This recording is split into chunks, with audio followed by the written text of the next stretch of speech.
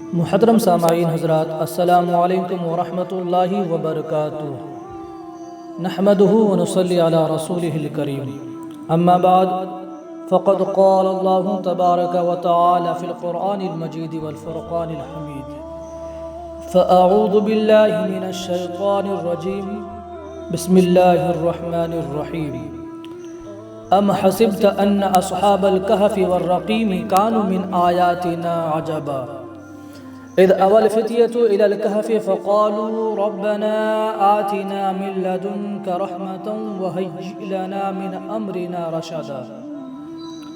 ترجمہ کنز الایمان۔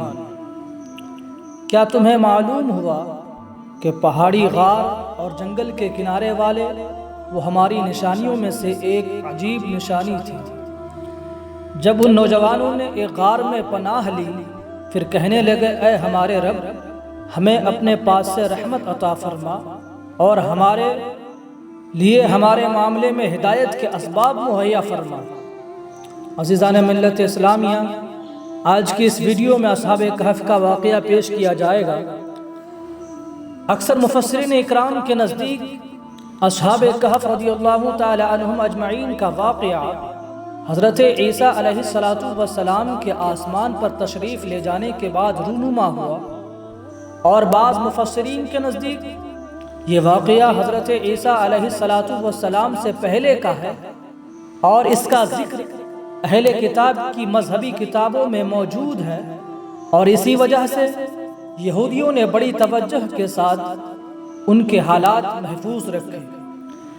بہرحال یہ واقعہ کس زمانے میں رونما ہوا، اس کی اصل حقیقت اللہ تبارک و تعالی ہی جانتا ہے۔ البتہ ہم یہاں معتبر مفسرین کی طرف سے بیان کردہ اس واقعے کی بعض تفصیلات کا خلاصہ ذکر کرتے ہیں۔ چنانچہ مفسرین کے بیان کے مطابق اصحاب کہف افسوس نامی ایک شہر کے شرفاء و معززین میں سے ایماندار لوگ تھے۔ ان کے زمانے میں دقیانوس نامی ایک بڑا ظالم و جابر بادشاہ تھا، جو لوگوں کو بت پرستی پر مجبور کرتا، اور جو شخص بھی بت پرستی پر راضی نہ ہوتا اسے قتل کر ڈالتا تھا۔ دقیانوس بادشاہ کے جبر و ظلم سے اپنا ایمان بچانے کے لیے اصحاب کہف بھاگے اور قریب کے پہاڑ میں غار کے اندر پناہ گزین ہوئے، وہاں سو گئے اور 300 برس سے زیادہ عرصہ تک اسی حال میں رہے۔ بادشاہ کو جستجو سے معلوم ہوا کہ وہ ایک غار کے اندر ہیں، تو اس نے حکم دیا کہ غار کو ایک سنگین دیوار کھینچ کر بند کر دیا جائے، تاکہ وہ اس میں مر کر رہ جائیں اور ان کی وہ قبرگاہ ہو جائے۔ یہی ان کی سزا ہے۔ حکومتی عملے میں سے یہ کام جس کے سپرد کیا گیا وہ نیک آدمی تھا۔ اس نے ان اصحاب کے نام، تعداد اور پورا واقعہ رانگ کی تختی پر کندہ کرا کر تانبے کے صندوق میں دیوار کی بنیاد کے اندر محفوظ کر دیا، اور یہ بھی بیان کیا گیا ہے کہ اسی طرح ایک تختی شاہی خزانہ میں بھی محفوظ کرا دی گئی۔ کچھ عرصہ بعد دقیانوس ہلاک ہوا، زمانے گزرے، سلطنتیں بدلی، یہاں تک کہ ایک نیک بادشاہ فرما روا ہوا جس کا نام بیدروس تھا، اور اس نے 68 سال حکومت کی۔ اس کے دور حکومت میں ملک میں فرقہ بندی پیدا ہوئی، اور بعض لوگ مرنے کے بعد اٹھنے اور قیامت آنے کے منکر ہو گئے۔ بادشاہ ایک تنہا مکان میں بند ہو گیا، اور اس نے گریہ و زاری سے بارگاہ الہی میں دعا کی کہ یا رب، کوئی ایسی نشانی ظاہر فرما جس سے مخلوق کو مردوں کے اٹھنے اور قیامت آنے کا یقین حاصل ہو جائے۔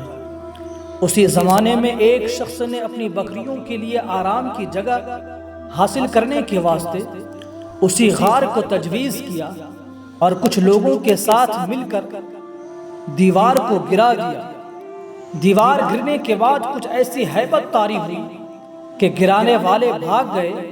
اصحاب کہف اللہ تعالیٰ کے حکم سے فرحاں و شاداں اٹھے، چہرے شگفتہ، طبیعت خوش، زندگی کی تر و تازگی موجود، ایک نے دوسرے کو سلام کیا اور نماز کے لیے کھڑے ہو گئے۔ نماز سے فارغ ہو کر یملیخا سے کہا کہ آپ جائیے اور بازار سے کچھ کھانے کو بھی لائیے، اور یہ بھی خبر لائیے کہ دقیانوس بادشاہ کا ہم لوگوں کے بارے میں کیا ارادہ ہے۔ وہ بازار گئے تو انہوں نے شہر پناہ کے دروازے پر اسلامی علامت دیکھی اور وہاں نئے نئے لوگ پائے۔ یہ دیکھ کر انہیں تعجب ہوا کہ یہ کیا معاملہ ہے، کل تک تو کوئی شخص اپنا ایمان ظاہر نہ کر سکتا تھا، جبکہ آج اسلامی علامتیں شہر پناہ پر ظاہر ہیں۔ پھر کچھ دیر بعد آپ تندور والے کی دکان پر گئے اور کھانا خریدنے کے لیے اسی دقیانوسی سکے کا روپیہ دیا جس کا رواج صدیوں سے ختم ہو گیا تھا، اور اسے دیکھنے والا بھی کوئی باقی نہ رہا تھا۔ بازار والوں نے خیال کیا کہ کوئی پرانا خزانہ ان کے ہاتھ آ گیا ہے، چنانچہ وہ انہیں پکڑ کر حاکم کے پاس لے گئے۔ وہ نیک شخص تھا، اس نے بھی ان سے دریافت کیا کہ کیا خزانہ کہاں ہے، کہ خزانہ کہاں ہے؟ انہوں نے کہا خزانہ کہیں نہیں ہے، یہ روپیہ ہمارا اپنا ہے۔ حاکم نے کہا یہ بات کس طرح قابل قبول ہو سکتی ہے، کیونکہ اس میں جو سال لکھا ہوا ہے وہ 300 برس سے زیادہ کا ہے، اور آپ نوجوان ہیں، ہم لوگ بوڑھے ہیں، ہم نے تو کبھی یہ سکہ دیکھا ہی نہیں۔ آپ نے فرمایا جو دریافت کروں وہ ٹھیک ٹھیک بتاؤ تو عقدہ حل ہو جائے گا، مسئلہ حل ہو جائے گا۔ یہ بتاؤ کہ دقیانوس بادشاہ کس حال و خیال میں ہے؟ حاکم نے کہا آج روئے زمین پر اس نام کا کوئی بادشاہ نہیں، سینکڑوں برس پہلے ایک بے ایمان بادشاہ اس نام کا گزرا ہے۔ آپ نے فرمایا کل ہی تو ہم اس کے خوف سے جان بچا کر بھاگے ہیں، اور میرے ساتھی قریب کے پہاڑ میں ایک غار کے اندر پناہ گزین ہیں، چلو میں تمہیں ان سے ملا دوں۔ حاکم اور شہر کے سردار اور ایک کثیر مخلوق ان کے ہمراہ غار کے کنارے پہنچ گئے۔ اصحاب کہف یملیخا کے انتظار میں تھے۔ جب انہوں نے کثیر لوگوں کے آنے کی آواز سنی تو سمجھے کہ یملیخا پکڑے گئے اور دقیانوسی فوج ہماری جستجو میں آ رہی ہے۔ چنانچہ وہ اللہ تبارک و تعالیٰ کی حمد و ثنا میں مشغول ہو گئے۔ اتنے میں شہر کے لوگ پہنچ گئے اور یملیخا نے بقیہ حضرات کو تمام قصہ سنایا۔ ان حضرات نے سمجھ لیا کہ ہم اللہ تعالیٰ کے حکم سے اتنا طویل زمانہ سوئے رہے اور اب اس لیے اٹھائے گئے ہیں کہ لوگوں کے لیے موت کے بعد زندہ کیے جانے کی دلیل اور نشانی بنے۔ جب حاکم شہر غار کے اندر پہنچا تو اس نے تانبے کا صندوق دیکھا، اس کو کھلوایا تو تختی برآمد ہوئی۔ اس تختی میں ان اصحاب کے اسماء اور ان کے کتے کا نام لکھا تھا۔ یہ بھی لکھا تھا کہ یہ جماعت اپنے دین کی حفاظت کے لیے دقیانوس کے ڈر سے اس غار میں پناہ گزین ہوئی۔ دقیانوس نے خبر پا کر ایک دیوار سے انہیں غار میں بند کر دینے کا حکم دیا۔ ہم یہ حال اس لیے لکھتے ہیں تاکہ جب کبھی یہ غار کھلے تو لوگ ان کے حال پر مطلع ہو جائے۔ یہ تختی پڑھ کر سب کو تعجب ہوا اور لوگ اللہ تبارک و تعالیٰ کی حمد و ثنا بجا لائے کہ اس نے ایسی نشانی ظاہر فرما دی جس سے موت کے بعد اٹھنے کا یقین حاصل ہوتا ہے۔ حاکم شہر نے اپنے بادشاہ بیدروس کو واقعہ کی اطلاع دی، چنانچہ بادشاہ بھی بقیہ معززین اور سرداروں کو لے کر حاضر ہوا اور شکر الہی کا سجدہ بجا لایا کہ اللہ تعالیٰ نے اس کی دعا قبول کی۔ اصحاب کہف نے بادشاہ سے معانقہ کیا اور فرمایا تمہیں اللہ تبارک و تعالیٰ کے سپرد کرتے ہیں، والسلام علیک ورحمۃ اللہ وبرکاتہ۔ اللہ تعالیٰ تیری اور تیرے ملک کی حفاظت فرمائے اور جن و انس کے شر سے بچائے۔ بادشاہ کھڑا ہی تھا کہ وہ حضرات اپنے خواب گاہوں کی طرف واپس ہو کر مصروف خواب ہوئے اور اللہ تعالیٰ نے انہیں وفات دے دی۔